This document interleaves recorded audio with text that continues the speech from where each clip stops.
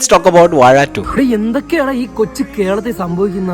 ഇതും പറഞ്ഞ് നമ്മുടെ മൊബൈൽ സ്ക്രീനിലോട്ട് വന്ന ഹാഷിറും പിള്ളേരും പടം തൂക്കി. പക്ഷെ എനിക്ക് തോന്നിയത് ഹാഷിറും അലനും വിനായകും അജിനും പടത്തിലുള്ള എല്ലാവരും തൂക്കിയിട്ടുണ്ട്. വാഴ 1 കാണാൻ പോയപ്പോൾ തന്നെ ഹാഷിറും ടീമും വരുമ്പോഴുള്ള സ്ക്രീൻ പ്രസൻസ് വാസ് അമേസിങ്. അവർ വന്നിട്ടുള്ള ഒരുവിധ എല്ലാ സീനിലും ഞാൻ നല്ല രീതിയിൽ ചിരിച്ച് എൻജോയ് ചെയ്തൊരു പടമാണ് വാഴ 1. ക്ലൈമാക്സിൽ വാഴ 2 എന്ന് പറഞ്ഞിട്ട് ഇവരുടെ പടം വരുന്നുണ്ട് എന്ന് പറഞ്ഞപ്പോൾ I was really excited. Because അവരുടെ ഒരു റീല് പോലും മിസ്സാക്കാതെ കാണുന്ന ഒരാളാണ് ഞാൻ. ആദ്യത്തെ ദിവസം തന്നെ പോയി കാണുന്നത് എനിക്ക് നിർബന്ധമായിരുന്നു. യൂഷ്വലി ഇൻസ്റ്റാഗ്രാമിലെ കോണ്ടന്റ് ക്രിയേറ്റേഴ്സ് ഒക്കെ സിനിമയിൽ വരുമ്പോൾ ഒരുവിധം എല്ലാവരും യൂസ് ചെയ്യുന്നത് അവരെ കോമഡിക്ക് വേണ്ടിയിട്ടാണ്. പക്ഷേ ഈ മൂവിയിൽ അത് തിരിച്ചാണ്. അവരെ കോമഡിക്ക് വേണ്ടി യൂസ് ചെയ്യുന്നുണ്ടെങ്കിൽ അതിൻ്റെ കൂടെ നല്ല രീതിയിൽ ആക്ഷനും അവരെ കൊണ്ട് ചെയ്യിച്ചിട്ടുണ്ട്. അവരുടെ ഇമോഷൻസ് എല്ലാം കാണിച്ചിട്ടുണ്ട്.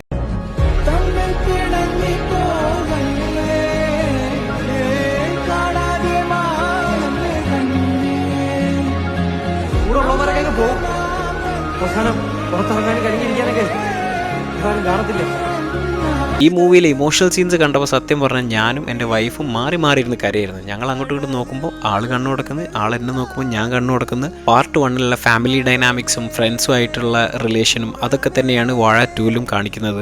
സിബ്ലിങ്സ് തമ്മിലുള്ള റിലേഷൻ ആയാലും പാരൻസ് തമ്മിലുള്ള റിലേഷൻഷിപ്പ് ആയാലും ഇവരുടെ ഫ്രണ്ട്സ് തമ്മിലുള്ള റിലേഷൻഷിപ്പ് ആയാലും എല്ലാം നല്ല രീതിയിൽ അവർ എടുത്തു വെച്ചിട്ടുണ്ട്. ഒരു സ്ഥലത്ത് പോലും ഈ ഫിലിം ലാഗ് അടിക്കുന്ന പോലെ തോന്നിയിട്ടില്ല. എസ്പെഷ്യലി ഇന്റർവെലിനോട് ചേർന്നുള്ള ഒരു സീക്വൻസ് ഉണ്ട്, അവിടെ ഒരു സെക്കൻഡ് പോലും നമുക്ക് ലാഗ് തോന്നില്ല. അത്രക്കും നമ്മൾ ഹുക്ഡ് ആയിരിക്കും ആ ഒരു സീക്വൻസ് ഓഫ് ഇവന്റ്സിൽ. ഒരു ക്യാമിയോ റോൾ പോലും വന്നിട്ട് മൊത്തം മൂവി തൂക്കിയിട്ടില്ല. സെൻട്രൽ ക്യാരക്ടേഴ്സ് ആയിട്ടുള്ള ഹാഷിർ, അലൻ, വിനായക്, അജിൻ, പിന്നെ ഇവരുടെ ഫാമിലി, ഇവരുടെ ചുറ്റിപ്പറ്റി തന്നെയാണ് കഥ നിന്നത്. So that was a really good thing. Of course towards the end ക്ലൈമാക്സിലുള്ള ആ ഒരു പാട്ടും അവിടെയുള്ള കുറെ സീക്വൻസസും that entire setup was brilliantly done and I'm honestly very happy for the entire cast and crew, especially Hashir, Alan, Vinayak and Ajin. ഇനി അങ്ങോട്ട് ഹാഷിറും പിള്ളേരും എന്നല്ല, ഇവരെ ഓരോരുത്തരായിട്ട് തന്നെ പറയണം. ഹാഷിർ തൂക്കിയെന്നും അലൻ തൂക്കിയെന്നും വിനായക് തൂക്കിയെന്നും അജിൻ തൂക്കിയെന്നും തന്നെ നമ്മൾ പറയണം. എന്താണെന്ന് വെച്ചാൽ അവരുടെ പെർഫോമൻസസ് റിയലി ഡിസേർവ് ദാറ്റ്. അതിന്റെ ഒപ്പം തന്നെ ഒട്ടും മിസ് ചെയ്യാൻ പറ്റാത്ത അടിപൊളി പെർഫോമൻസ് ആയിരുന്നു ബിജുക്കുട്ടന്റെയും ഹാഷിറിന്റെ ഉമ്മയുടെ ക്യാരക്ടർ ചെയ്ത ആക്ട്രസ് ആയാലും എല്ലാവരും നല്ല അടിപൊളിയായിട്ട് ചെയ്തിട്ടുണ്ട്. അതുപോലെ തന്നെ അമീൻ,